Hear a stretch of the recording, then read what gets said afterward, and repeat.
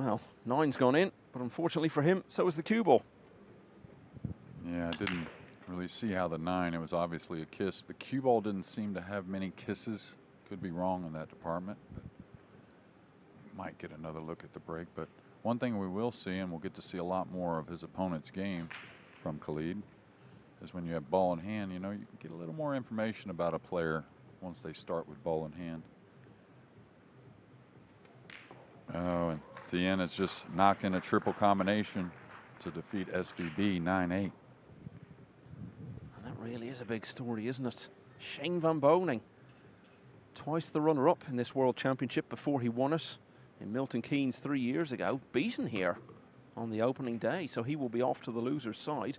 Long Duc Tien advances to the next round. So it's the Vietnamese striking Shane Van Boening in the World Championship again, because of course when he was defending champion, it was Duong Quoc Quang who knocked him out. Yeah, and the World Championships, as it should be, are the elite. And much different than maybe one of the other open events, to where if you lose an early match, you feel like you're going to draw pretty nice, huge, probably favored in the second round or third round there on the loser's side. And that's not the case here, so I'm sure Shane will pick some things apart that he needs to improve on. But a nice win for Tien to start. Yeah, and he will now go through to face Dennis Grabber of Estonia, who I was telling you about earlier. And Van Boening will face Rogelio Sotero of the Philippines on the loser's side. So what a big story that is. Shane Van Boening defeated on day one. Yeah, it's a little tricky here, a little off angle. Purple 5 doesn't pass the green 6, obviously, in the lower left, so may have to kill the cue ball. But yeah, a lot of Americans playing here on day one. And the only one to advance so far is Federer Gorst over another fellow American, Sam Henderson. So we lost Tyler Steyer to the one-loss side. Lo Ho Sum had to play a really nice match there. Then we lost, of course, the top guy, SVB, to the one-loss side. Oscar Dominguez, I think, is in a match currently, and he trails 6-5. No, it's 7-5 to Stefan Kasper, man who won, I believe, was it the European 8-ball? I believe it was earlier this year. Probably his biggest win to date.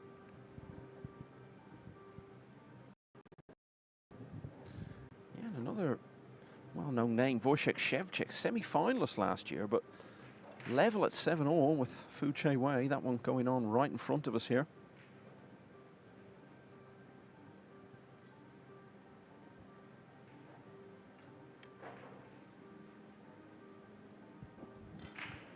Yeah, Fu Che Wei, very unorthodox in a few ways at the table, but he's been a very good player for a long time.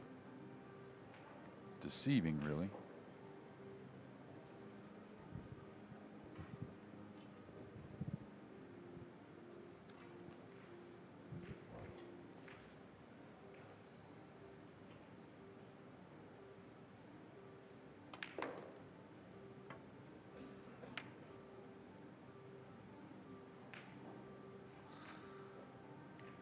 Alo Taibi played in the championship last year, and the draw could have been kinder to him. Faced Chang Yulong in the first round, gave him a good contest, lost 9-4, went over to the loser's side and had to face the only man who's been in the final of this championship 4 times, the 2-time winner, Albin Ocean. Managed to get a couple of racks off him, but went down 9-2.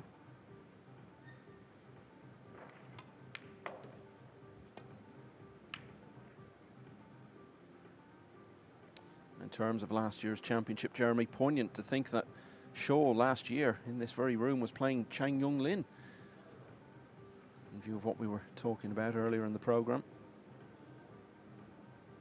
Knocked him out in the last 64. Sorry, apologies. That was, of course, was at the that was in a more recent tournament. Shaw played Chang.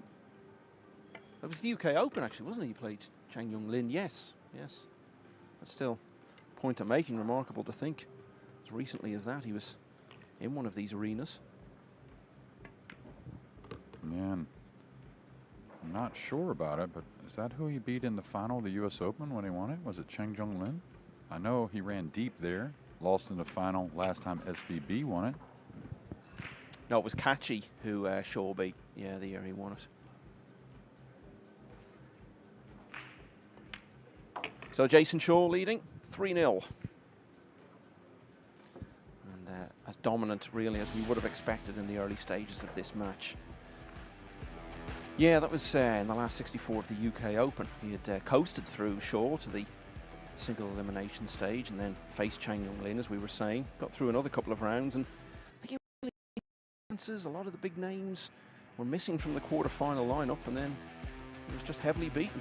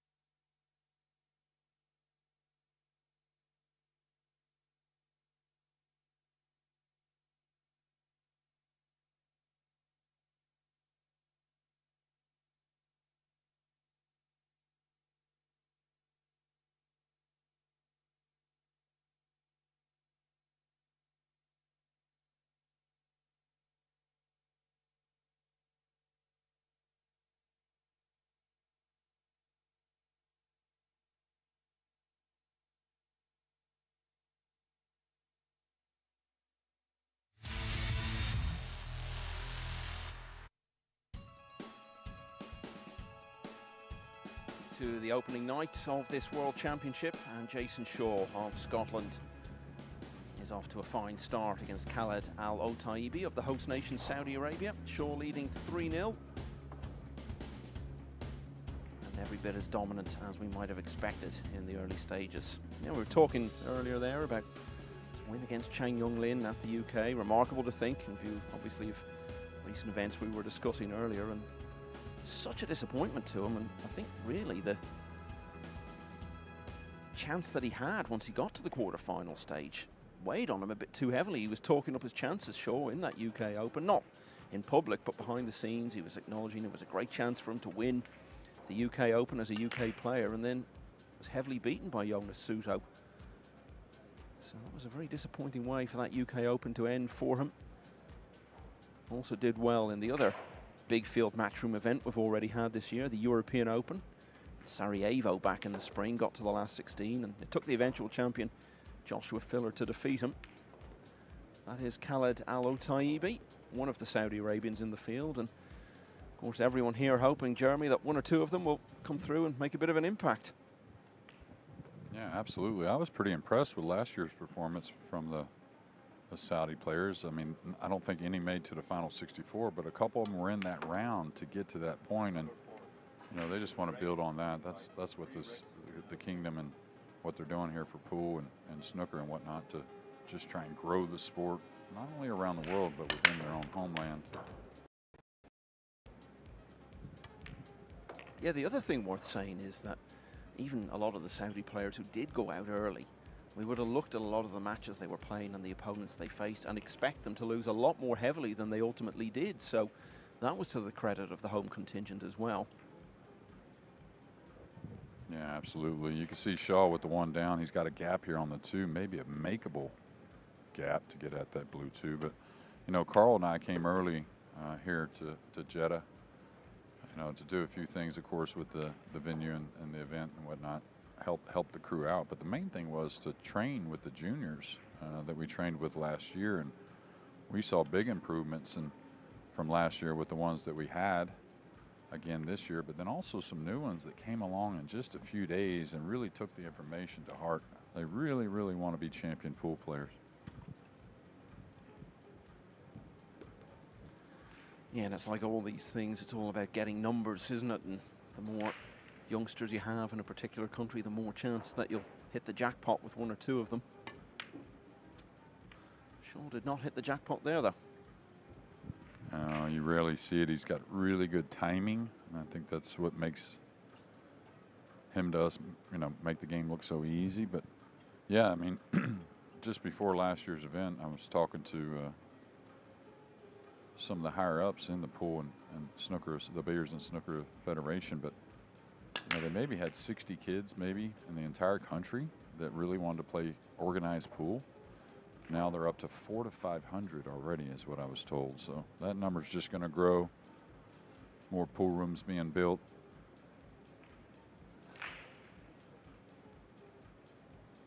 Haven't had a lot of table time just yet, Khalid, but he's going to attack when he can, and why wouldn't he?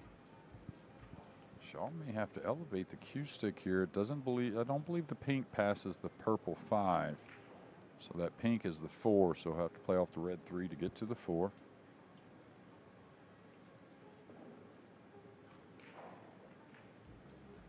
May just roll it in and take what he can.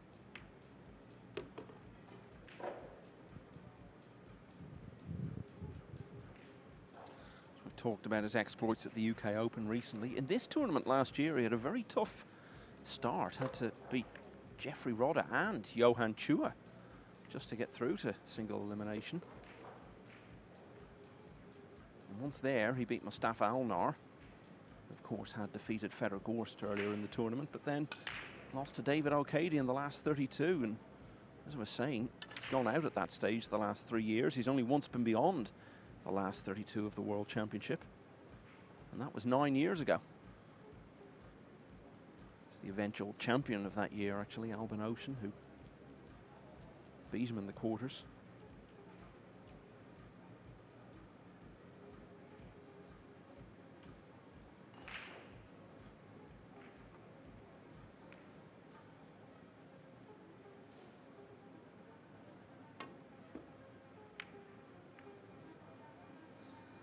Well, didn't give up ball in hand, but he has given an opportunity.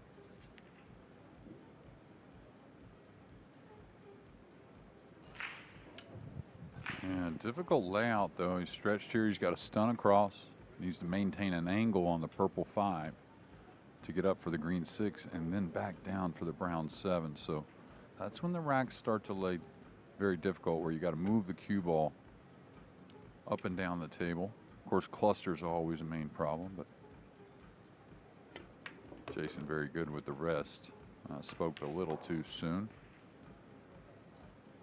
But I think a lot like Federer said in his interview, you know, this first match, slick table, you're going to play fairly safe in a lot of situations. And that doesn't mean always trying to play the safety like here, but I'm talking about when you're trying to play position, you're not going to take a chance to get snookered. And that way, you know, if you don't get position, you can play something defensively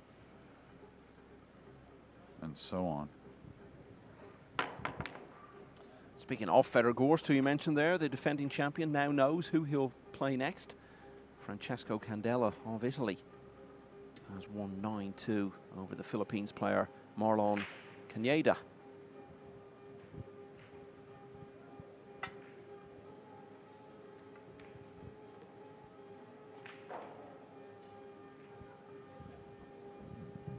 Yeah, he could kick behind this, could shave it, and come back behind the 6-9.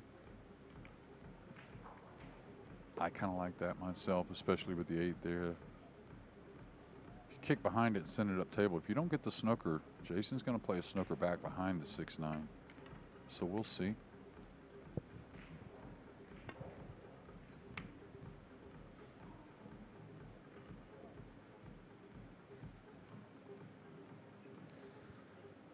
So many matches we're keeping an eye on, and one we should be mentioning a lot of is the one going on table 6, because it's between Ko Ping Han and Max Eberle. And Ko Ping Han, the youngest of the 3 Ko brothers, is leading 2-1. The significance of that is that the winner of it will play the winner of this one in the next round.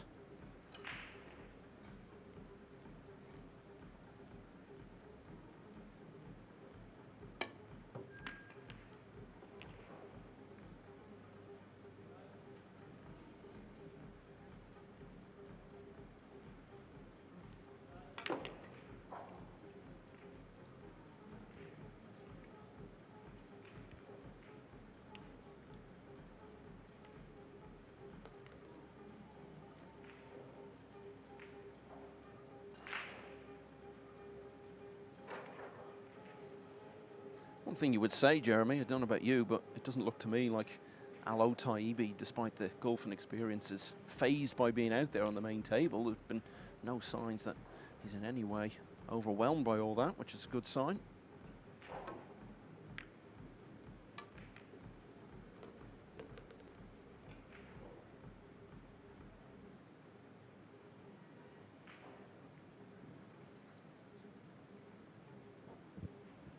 Yeah, I like the shot. The safety option got away a little bit, but both the last couple of safeties have been pretty smart. You still have to execute, obviously, but now Jason, did he get enough, straight enough to get by the 9 coming down table for the 7? This could get awkward. May just take a cut shot, kind of coast by the 9 a little bit.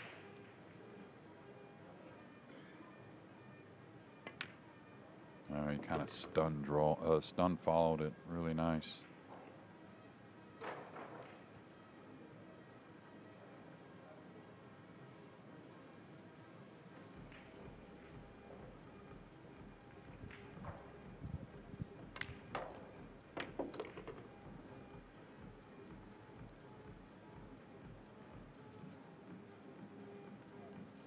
Well, it's not been entirely straight sailing in this rack, but overall he's looking very much in command of things, enjoying being out there. And now already almost halfway to victory. Jason Shaw leads 4-0. Now let's look at some other matches going on, because Minuk Ha of South Korea has just beaten the American Lucas Fracasso-Werner, a player who's made a habit of doing well in some of the smaller ranking events in recent years. That one has finished 9-5, so Fracasso-Werner off to the loser's side. Another American, Hunter Lombardo, 3-0 down against Moritz Neuhausen.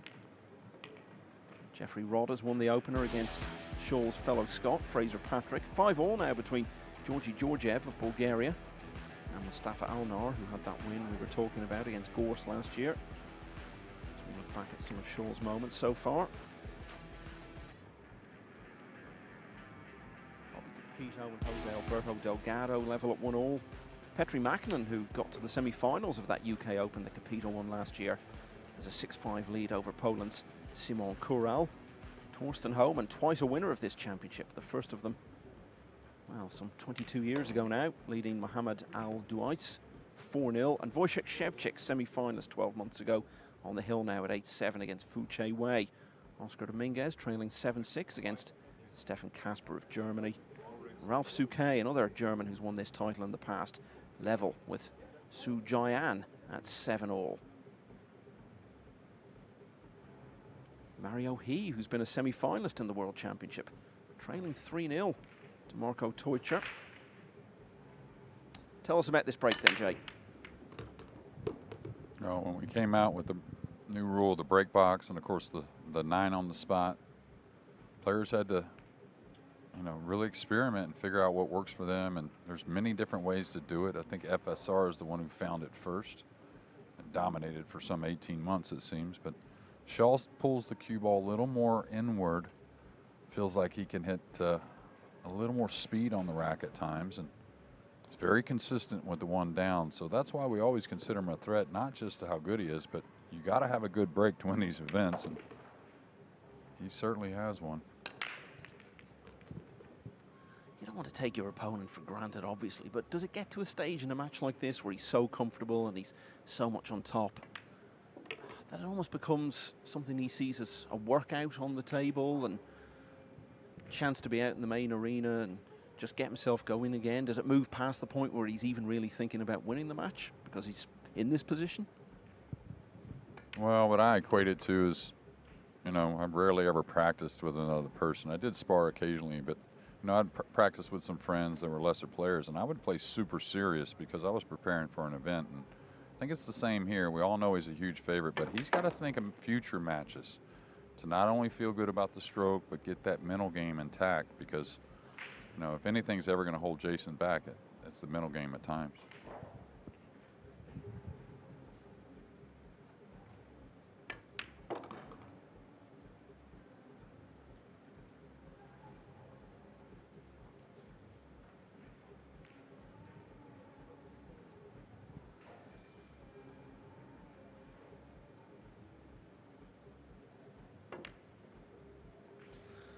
Well, found himself having to take a slightly more scenic route. And he's come unstuck there.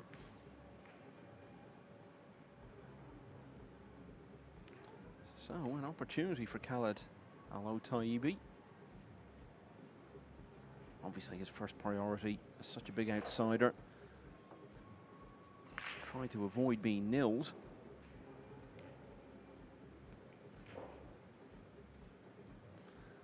And this is testing.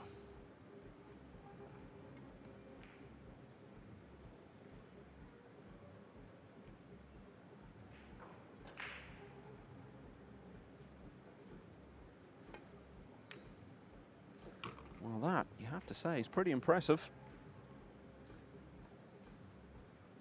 But a lot of pressure on this 9 now, looking to get his first rack.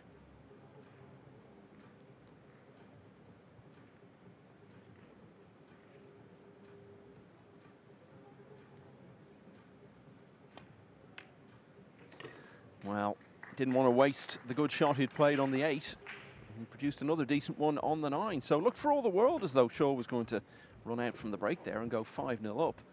But missed the 8, and Al-Otaibi still had a bit to do, but he's done it. So he has at least averted any possibility of a whitewash. Shaw's lead trimmed to 4-1.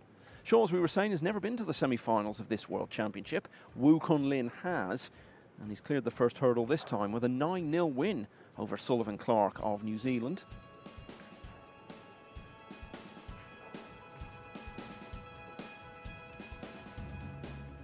Hunter Lombardo has broken his duck against Moritz Neuhausen, as we just look at the winning 9 there again. So the Germans' lead is now down to 3-1.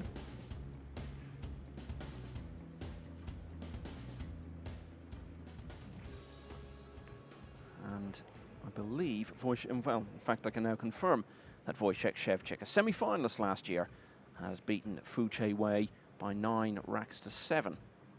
And at the moment looks likely to face 2-time champion Torsten Homan, who's now 5-0 up on Mohamed Al-Duais. So Al-Otaibi has only had 1 break so far in the match. It was the first shot of the match. Didn't make anything from it.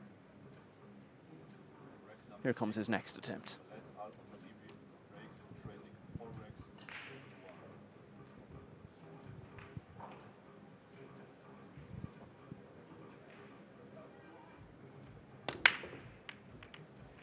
Yeah, he's just catching the rack a little thick on the last when he broke, and that one seemed the same. Even though the cue ball ended up on the bottom, I think it did get kissed, but Getting to the last rack, though, really nice 8-ball, but to me, even more impressive 9-ball from distance. A lot of, players that don't have the experience, maybe not quite. Of course, the player Jason Shaw is, but they tend to want to hit that a little too hard from distance, especially, the nerves going, trying to get on the board.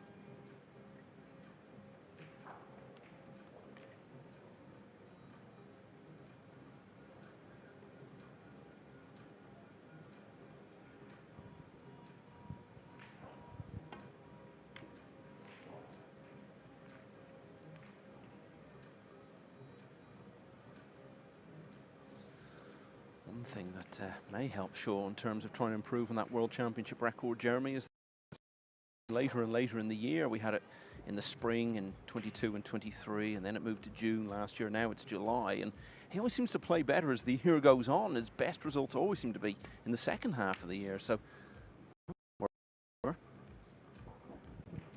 yeah, if it ever, past the stint here in Saudi, which I don't think this will happen, but if it ever went to the fall on the east coast of America, he'd become the dead favorite. The one I was thinking of earlier, I think he beat Chang Jung Lin in the finals of the International one year is what it was. He was down 10-6, came back, reeled off 5 in a row to beat him in the final 11-10, if I remember correctly. Yeah, I think that's it.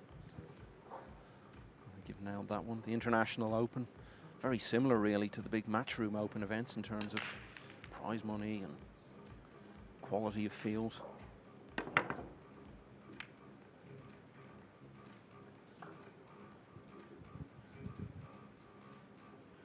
And thoughts on Buddy Hall as well, Jeremy, another one we've lost in recent times. Well, it's so ironic you bring that up. Of course, Buddy being one of the absolute greatest to ever do it. And many of these guys in this room really unfortunate they never got to see him play when in his prime. But ironically, a lot of us, we used to call Chang Jung Lin the Asian Buddy Hall, just because Buddy was so renowned with his cue ball, how good the cue ball and his pattern play, and Chang was the same. Both true champions of this sport. When you talk about guys like Buddy Hall and other names of that era, you just realize how much history there is for the game in your country.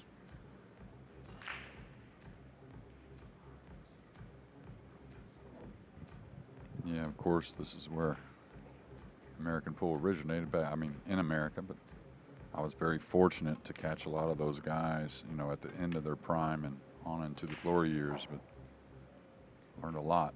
And Buddy Hall, if you ever get a chance to watch him, you got to do it, YouTube, whatever it may be, but it's worth the time, I tell you. Yeah, been some sad times recently. Meanwhile, back in this rack, both some misses early on. Shaw trying to kick out of this and just get any sort of contact at all, you would feel, on the one, but wasn't able to do it. So Khaled Al-Otaibi, who only about 5 or 6 minutes ago looked to be on the brink of going 5-0 down, he's got a chance here if he can hold himself together to get back to only a couple behind at 4-2. Yeah, well, one thing I've noticed, even though it hadn't always got the snooker, that was a fortunate snooker off a miss on the one, but Jason kind of pushed out light in this game, knowing maybe I can handle a lot against Khaled, but it seems to me he knows the safety side of the game, so you can't take anything for granted.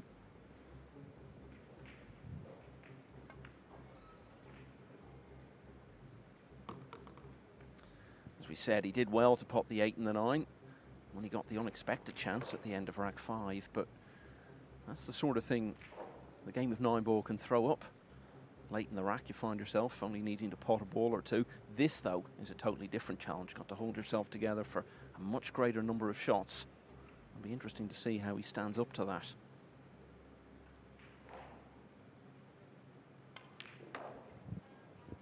He got a friendly little bump on that last shot, opening the pink 4. So maybe draw into the green 6 here off the 3.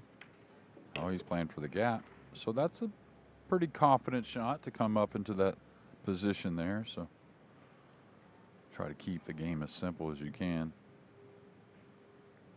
He's in a pretty good spot here. Close quarters on the pink. Bit of an angle, but should be able to kill the cue ball.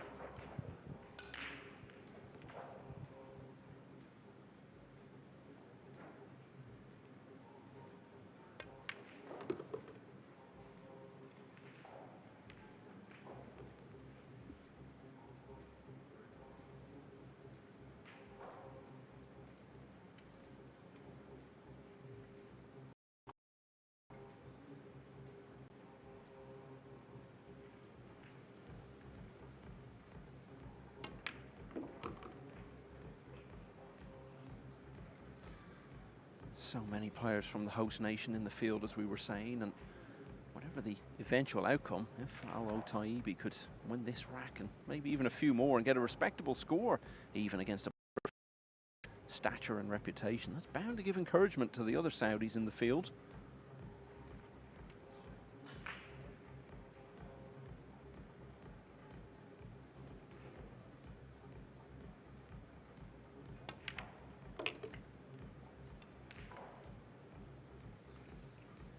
He's holding himself together pretty well at the moment, and really, you would have to say he'd be pretty disappointed not to see out the rack from here.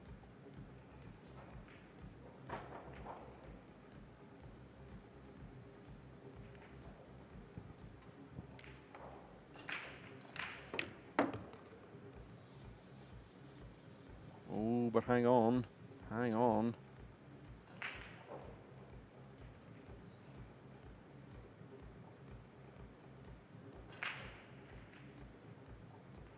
Well, if you could whole life up until now and offer him the chance to take it again, maybe the shot we've just seen.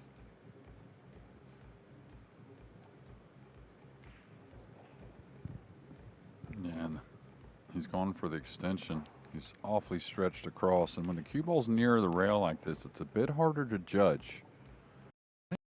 Cushions at this 8 ball. I know that sounds crazy versus a 1 cushion escape, but I think the 3 cushion, if you feel good about the hit, offers not only the make, but a few more kind of backdoor safeties. Yeah, it's so easy. It's just one of them things when you're close, you just don't feel how the ball's going to bend as much. You know, if that cue ball's maybe a foot more off the rail, I think he's a lot more accurate. And with ball in hand, you would have to say the remainder of rack 6 looks just a formality. So Khaled Alo Taibbi won a rack that he looked for all the world like he was going to lose, but it's the other way round in this one. So instead of closing to a couple behind, he trails by 4 again. Shaw pots 8 and 9 to lead 5-1.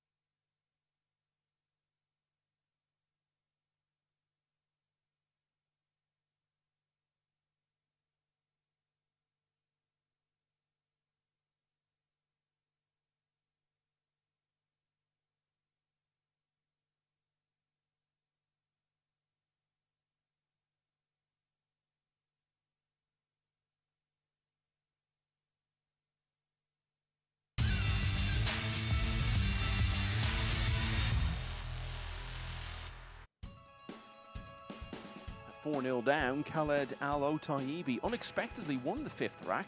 Looked as though he was going to win the 6th as well, but needlessly got himself hooked on the 8, couldn't get out of it, gave up ball in hand, and Jason Shaw potted 8-9 to go 4 clear again at 5-1 in this first round match at the 2025 World Championship.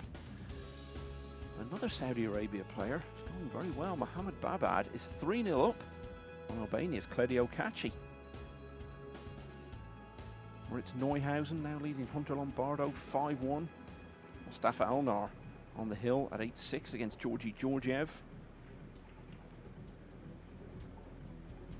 As Al-Otaibi reflects, I'm sure, on how he passed up that last rack and the chance to get back to only a couple behind.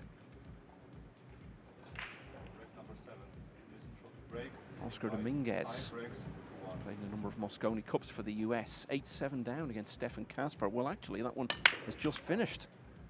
So, oh no, sorry, it's gone hill-hill. It's gone hill-hill. Apologies, rack 16 has just finished. Dominguez has won it, so that one is coming down to the last rack. Winner of that will play Mark Bijsterbosch, the former Spanish Open runner-up, in the next round. And also hill-hill for Ralph Souquet, former winner of this title, against Su Jian. What's happened on the break here, JJ? Well, if we notice the 1 ball, it looked like it's heading in a good direction and kind of arced low of the corner. Not the best spread either, so even though we have the template, sometimes the rack can be a hair off. There's always the human factor. The referees do a great job, but there's a lot of racks in these tournaments. So an opportunity here, caught it a little heavy. May have some type of backdoor safety in mind. Now it has opened up, so we'll see Eagle Eye attack on a very difficult layout. Probably comes tight out of the upper right corner, 2 cushions kind of coming at the blue 2. And this is a perfect type of shot. Now this match, I think he feels pretty comfortable about the outcome, but this is the type of shot that you're going to try and play some shape, but hopefully not get snookered doing so.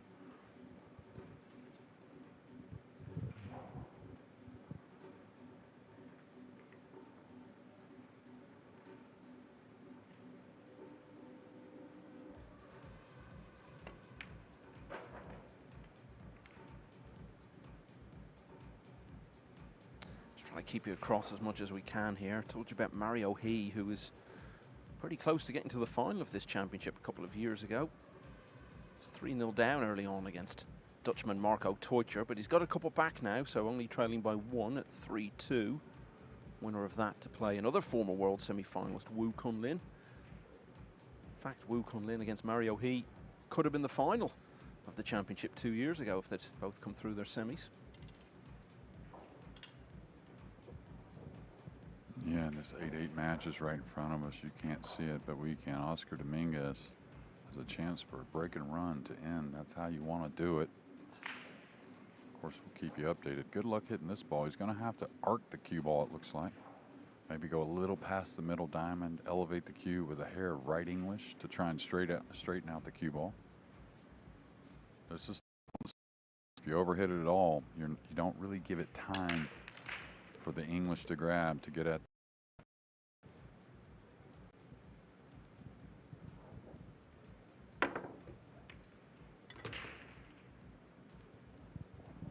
Yeah, he actually hit it at the right speed, just kind of overcooked it, really. So a ball in hand for Eagle Eye, and we know what the percentages are there. I'll tell you, at this moment, you know, it is early. You only have to win 2 out of 3 matches, no matter the sequence. You win the first 2, you lose 1, win the next 2, you win 1, lose, then win the next one. You know, any 2 out of 3 gets you to that final 64. But at the moment, the Americans need a win, another win, and Oscar Dominguez has a chance.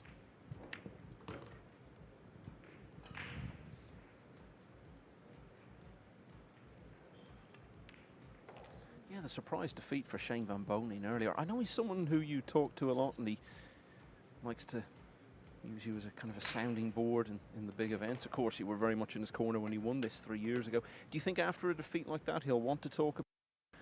Is he more of a mind perhaps to go off and try and think about things himself before he plays his first match on the loser's side.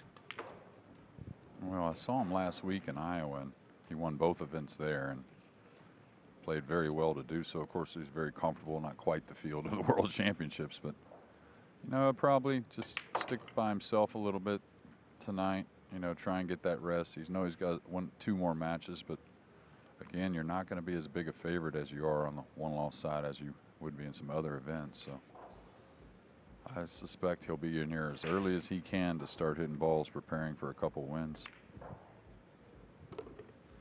I don't think Shane would ever leave the venue, but for the fact that they shut it, the amount of time he spends on the practice tables is just unreal.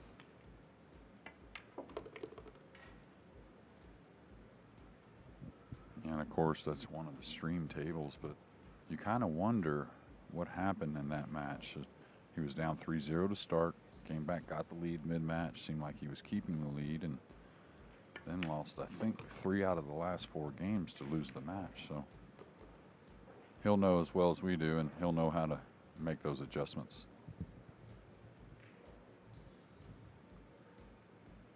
So looks like another routine finish here for sure. Ooh, well.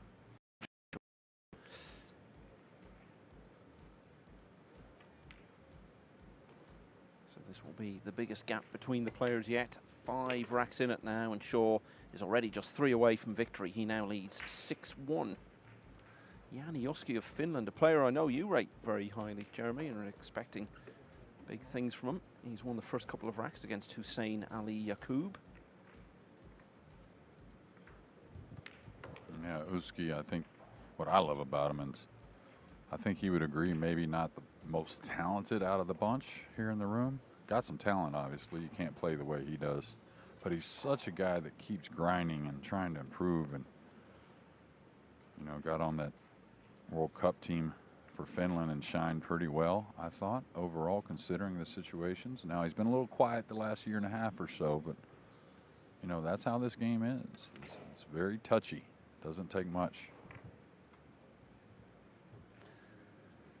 And I can also tell you it looks increasingly likely now that American Max Eberle will be the next opponent for the winner of this match, but still some way to go. He's leading 5-2 against Ko Ping Han, and you're talking about the Americans needing a win. That will be a decent one for the American contingent to get, because Ko Ping Han, one of the most steadily improving players of the last year or two. Yeah, absolutely. Got a victory, you know, in a smaller event. I believe it was earlier this year, and, you know, good one for Max. And the funny thing is, I was watching Max practice with Carl, and I said, hey, Max looks pretty comfortable out there, and I think that's as much as anything for Max. If he can settle the nerves a little bit, you know, at times he tends to get that heart rate going. A few years ago in Russia, we had a team event, and we were wearing the Garmins, I think it was. That was one of the sponsors, just to check the heart rate. Max's heart rate was like 160 or 170 compared to some other players that were like 125, 130. The incredible thing was SVB's was hovering around 90 compared to the others. Oscar Dominguez went on to get that win with a break and run. So things are looking up for the Americans. Yeah, Ko Ping Han won that ranking title in the very first world ranking event of the year in Hanoi, beat Michael Bauerman in the final.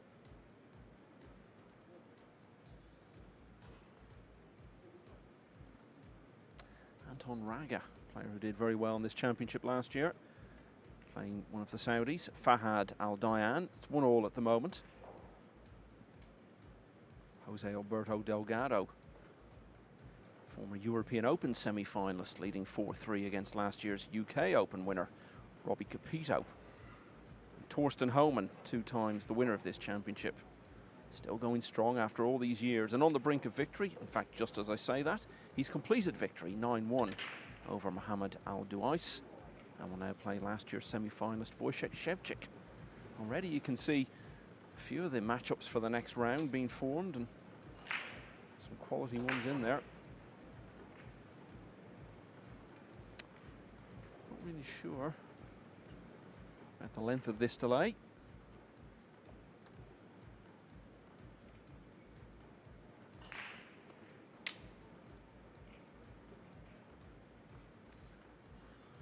Just looking ahead to tomorrow, one player that I think will be keen to see is Aloysius Yap, who played so well to win the UK Open, the last big Matchroom major event. Was just phenomenal in that final. But he's got a tough opener against Pong Nampam. Yap seeded second here. And just to underline the quality of this event, if Yap gets through, his next match would then be against either AJ Manis or Alexis Ferrer. Well, of all the young Filipinos who are being talked about at the moment, those two perhaps more than just about anyone. Ferrer has recently won an event. And as you always say, Jeremy, anyone you see turning up to these events from the Philippines, they're always good players because they've always had to come through a tough school to get anywhere in their own country. Yeah, well, you know, the Filipinos, not only back in the Philippines, but quite a few Filipinos live here in Saudi and a lot through the Middle East. And there's quite a few great players right here that live in Saudi that are from the Philippines. But any of them that are awarded the trip from the Philippines, you know they're high class. Yeah, the ball's not breaking very well. You can see the dry break stat there. 3 for Shaw, 2 for Khalid. You'd say, how's he have 2? He won the lag, so he got to open the match. Push out here, and if you're new to 9-ball pool, the push out is only after the break, whether you're the breaker on a ball made or the incoming player off a dry break. That's the only time you have the option to declare push out and then move the cue ball anywhere you want. And the incoming player has the option to take the shot or pass it back. Looks like this is just one you want to roll at, kind of push through on the one, trying to use the 7.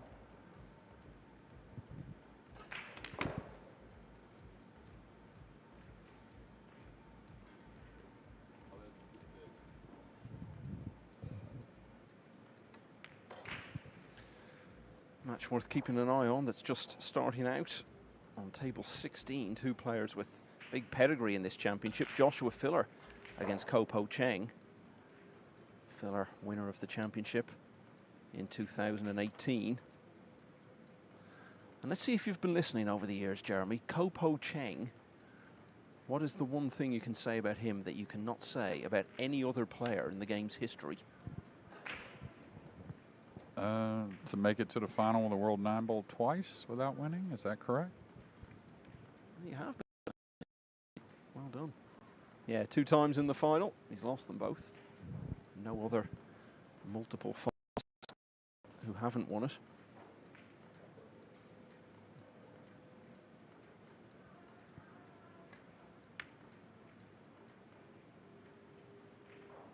Of course, that only became a thing a few years ago because Shane Van Boening had been in 2 finals and lost them both.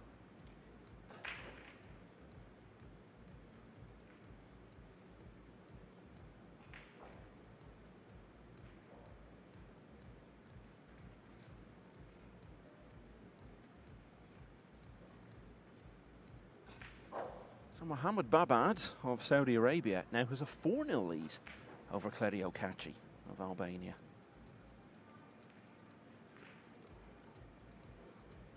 In many respects, if Kachi was to lose that match, the younger of the 2 Kachi brothers, that would almost be a bigger eyebrow raiser than Van Boning's defeat, when you consider the quality of Van Boning's opponent.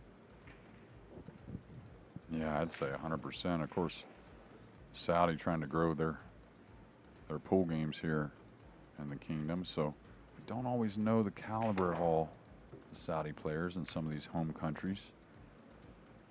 But yeah, I would certainly say that because Tien, you know, we saw the talent when he first hit the scene, the man from Vietnam, but he has really shored up some other things. The safety side, position play, the break. He's always been able to knock balls in, and a huge win for him tonight over SVB.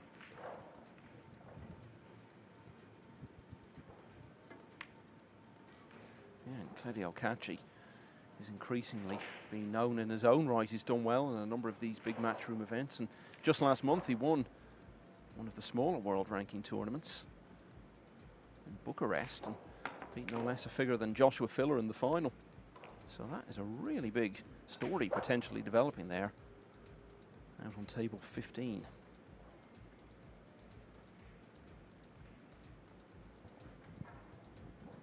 Yeah, we kind of picked out some players to watch for, and Claudio's one of the ones, you know, off the top tier guys that I said keep an eye out for. I really like just, he plays loose, you know, which I think with all the pressure out here in this big money and, of course, the title, I think that's going to play big, but he's got to do something to get through this first match, trailing 4-0.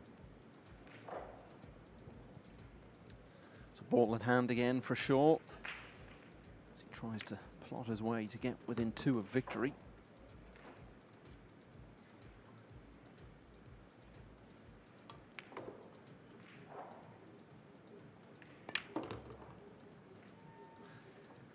His record actually in matchroom events is surprising.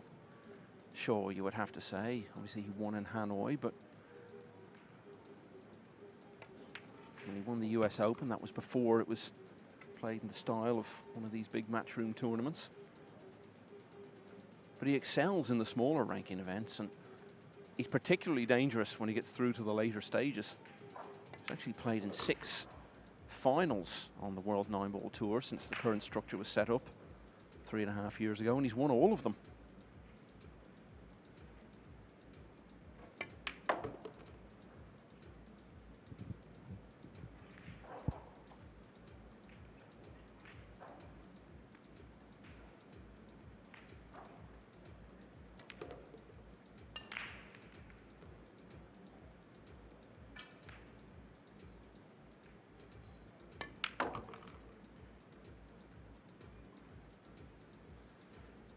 Just 8 and 9 to take care of. Still a little bit to do.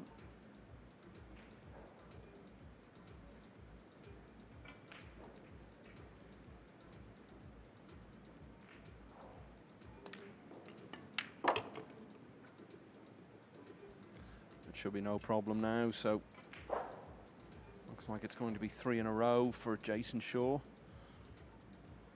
Remember, it looked as though he was going to be pegged back to 4-2, but then Alo Taibbi got himself hooked on the 8. Shaw ended up winning that rack to lead 5-1, and he's added 2 more since. Another 2, and he will be through to the next round. It's now 7-1 to the Glaswegian.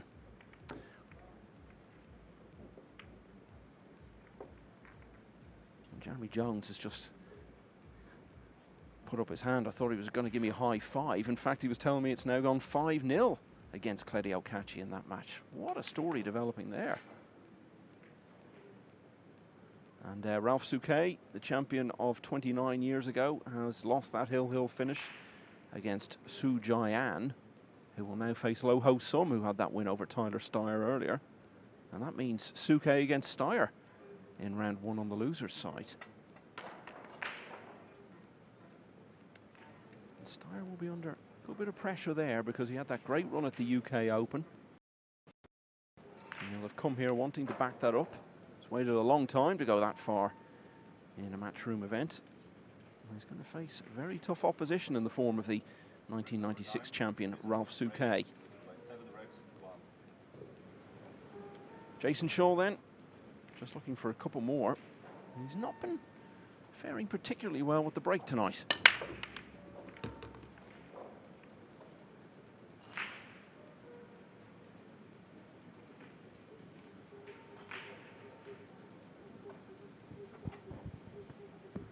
Really odd. We've seen that same 3 to 4 5-ball grouping right there, where that the 3, the pink 4, 9, and 8 are.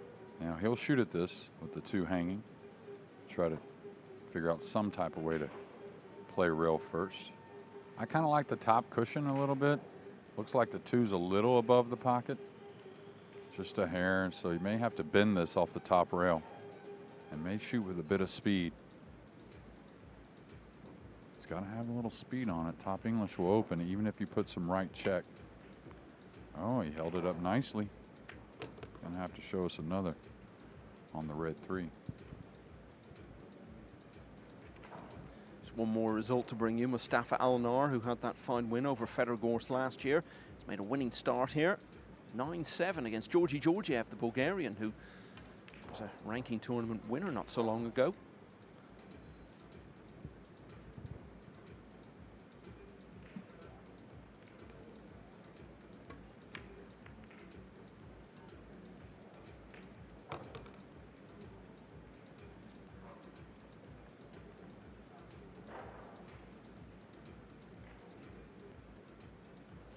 as I was saying, he tends to play his best stuff late in the year. Works out very well from a Mosconi Cup point of view. He was also by far Europe's standout performer in the Reyes Cup that they lost in Manila in October. And his only decent run, really, in one of the Matchroom Big Field events in all of last year came when he was defending his title in Hanoi. Got to the quarterfinals there. Looked for all the world like he was going to go further. Led Copenhagen 9-6, then lost all of the last 4 racks to go down 10-9. That's a lot of beats in the big Matchroom events in the early part of last year. Did get to the semis of the World Masters, which they've only got to win a couple of matches to get there, although they're obviously all going to be against strong opponents.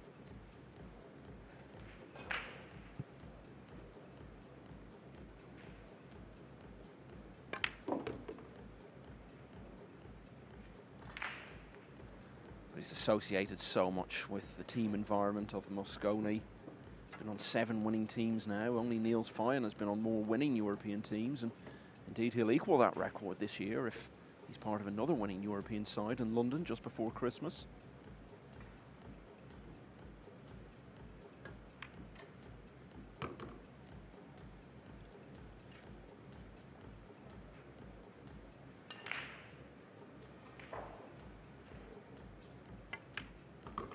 I think it's an entirely realistic possibility he'll get the 3 more Mosconi Cup wins he needs to overtake Earl Strickland and Johnny Archer in terms of the record for the most Mosconi Cup wins as part of a winning team, that is, for any player. That'll be quite something to overtake those guys.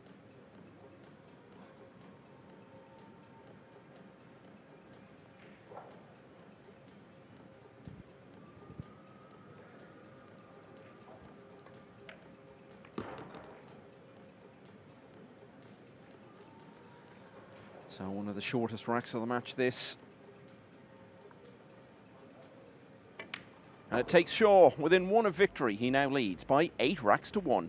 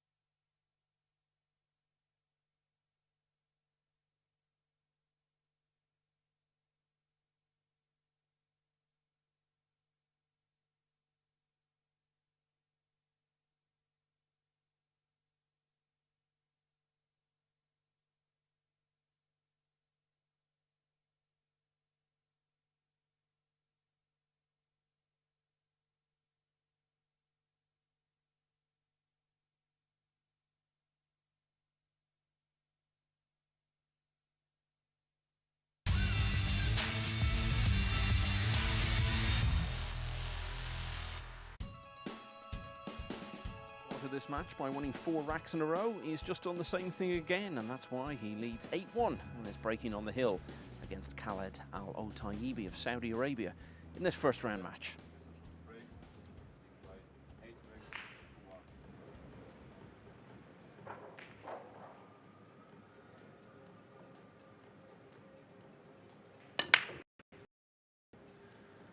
Well, no one in the side again. He has made the 2. It's not been vintage breaking from Shaw tonight, Jake. I'd say no, not one bit. That one he caught a little thin. You notice he was underneath the rack until he got the kiss, and probably a safety here on the 1. Could maybe play something off into the brown 7, but I think he'll just push through here like that, trying to use what looks like a pretty good wall of balls with the 9, the purple 5, and the red 3. Just going to update you on some of the matches we've been keeping an eye on, and Hunter Lombardo is really hanging in there against the German, where it's Neuhausen. Lombardo now trailing by just a couple of racks at 6-4. Jeffrey Rodda of the Philippines is up against Fraser Patrick, who did so well at the UK Open back in May. 5-3 to Rodda at the moment. Max Eberle is now 7-2 up on Ko Ping Han. Winner of that plays the winner of the match we're watching here. Anton Raga level at 2-all with Fahad Al-Dayan of the host nation. Martin Daigle of Canada has won the opener against Mohamed Soufi, who was runner-up in this championship year before last. And Robbie Capito now 5-4 up on Jose Alberto Delgado. Another player just starting his campaign, Naoki Oi, semi-finalist in this World Championship 13 years ago. He's just won the opener against Abdulaziz Alamoudi.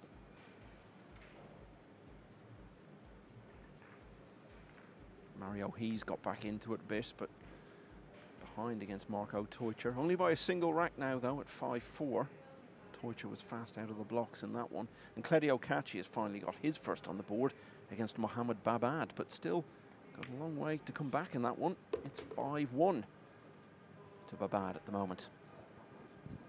Yeah, there's something brewing over here in the Fraser Patrick match and the Rodda with Rodda. I'm not sure what it is, but there's even a few fans that got involved talking about some situation. We'll try and figure it out if we can before this match is over, but now they're having a discussion with the head referee, Marcel.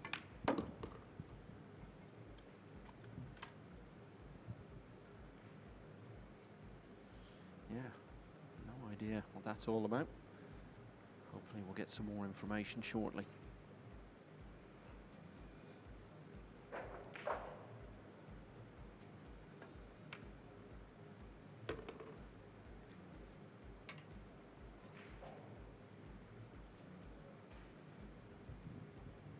This really looks like the shot to end the match. There'll be 3 more to clean up, though, but if he gets this down and gets back past the 9, kind of let up on a stroke there.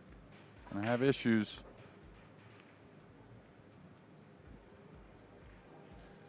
Seen a couple of racks in this match already with unexpected late twists. This is another one.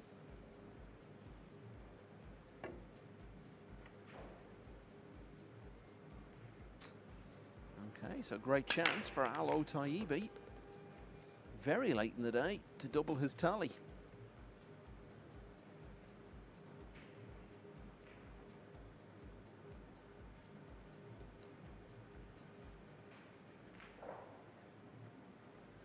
Yeah, well, that Fraser Patrick Jeffrey Rodda scenario, it looks like both players have left the arena temporarily, so let's see what we can find out about that. Meanwhile, back here, Al Otaibi just needed 2 balls to win the 1 rack he has won, which was the 6th. Needs 3 this time. 1 of them safely deposited, but still wouldn't take this as guaranteed just yet.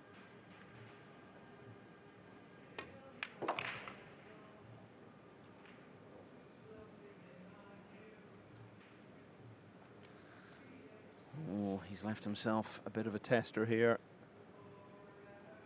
Queuing off the rail adds pressure to it, knowing he's got to get this to prolong the contest.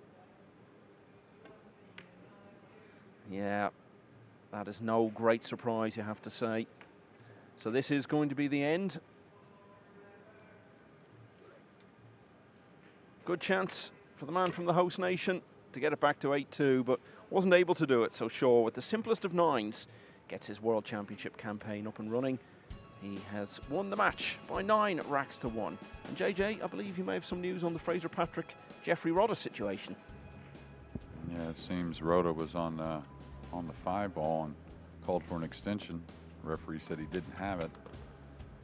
So he went on to shoot, ended up missing the 8, went back and got involved again, and maybe he did have that extension, but it was a few shots later when he brought it up after missing the 8, you know. So if he makes the 8, he goes on to probably make the 9 and no big deal, but then went on to have a little problem with it.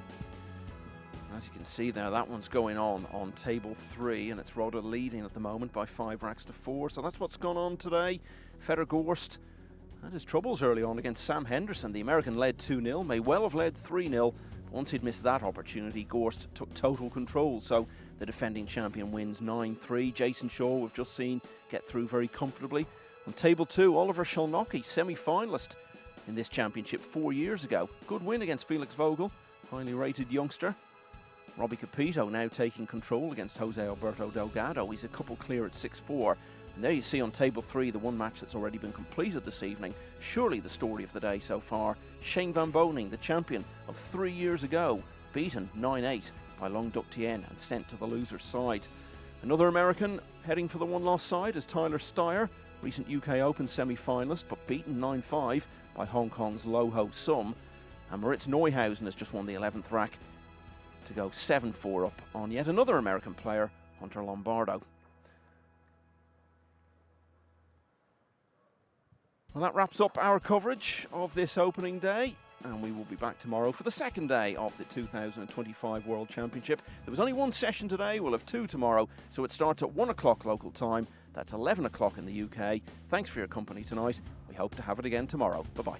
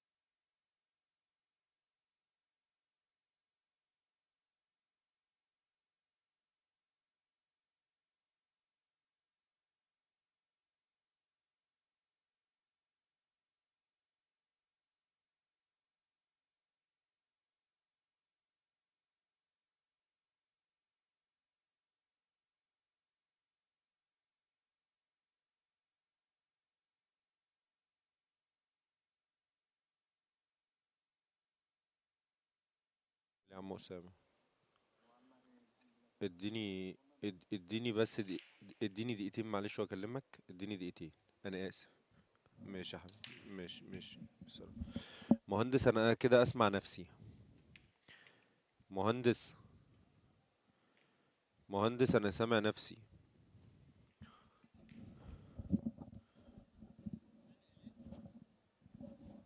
انا سامع نفسي في الايربيز بس.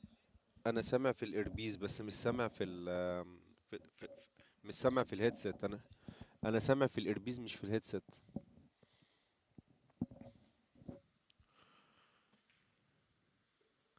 مهندس مهندس انا سامع نفسي في الايربيز مش سامع نفسي في الهيدسет. اوكي. مهندس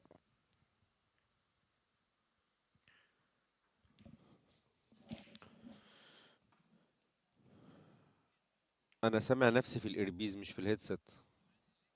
انا سامع في الايربيز مش في الهيدسет. ايه على الايربيز مش على الهيدسет. لا مش سامع حاجة خالص، لا سامعك ولا سامع حاجة. م-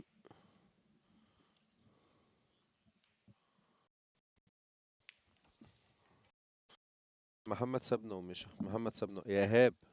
ايهاب ايهاب بص على الوان كده يا ايهاب، في الاوت في اشارة خضراء.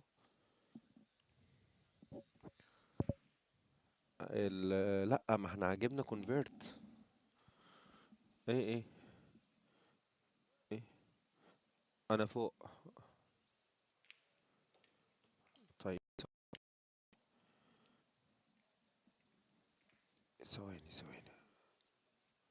يلا ثواني خليك معايا ثواني.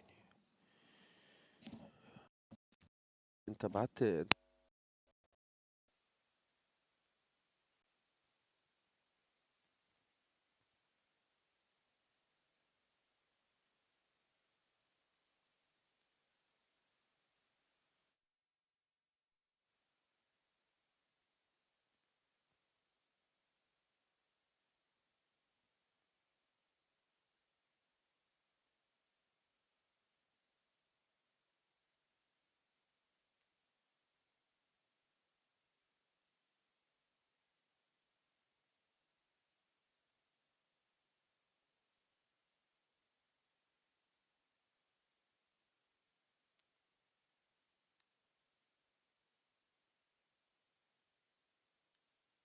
تسمعني؟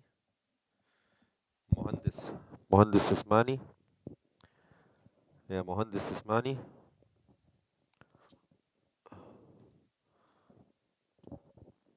الو الو مهندس، طلع لي كده صوت على الواحد. لا سامع انا في الايربيز ومش سامع في الهيدسет والكونفرت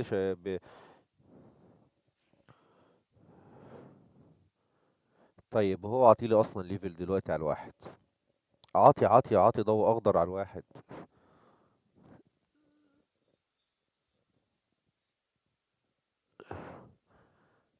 لا مش واصل. طالع ضوء اخضر بس انا مش اه يبقى يبقى انت كده بقى اتكلم لنا اسمه ايه حبيب. تكلم لنا حبيب. والله. طب خلاص.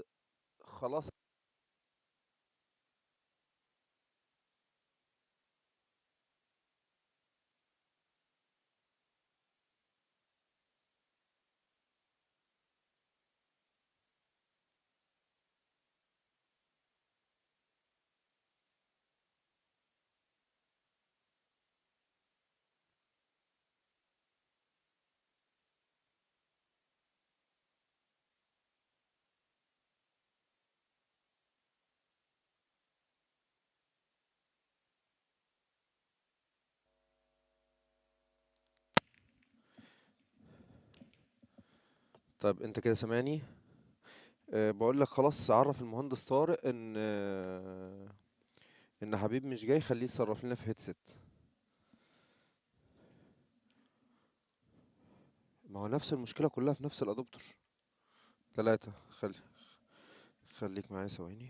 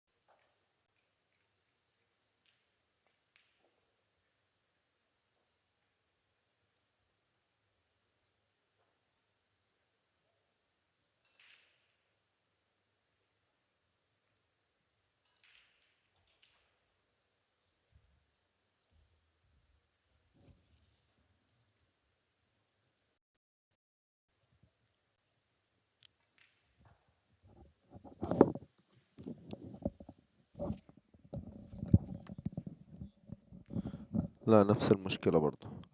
اسمعك من الايربيز، ما اسمعكش من الهيدسет.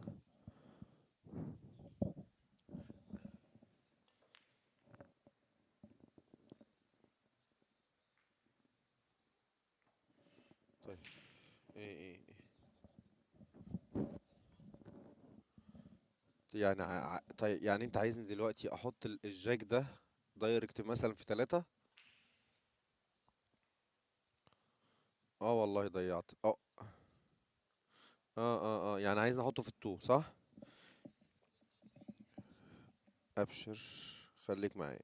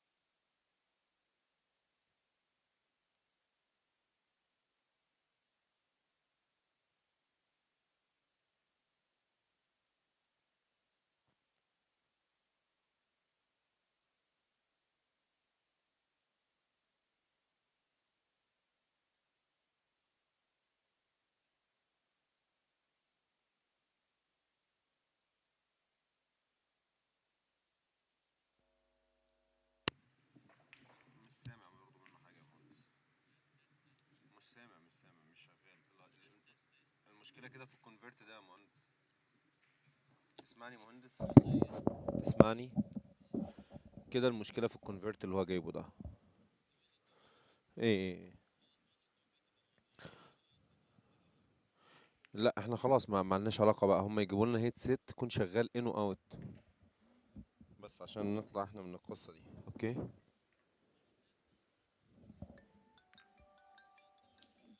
اوكي.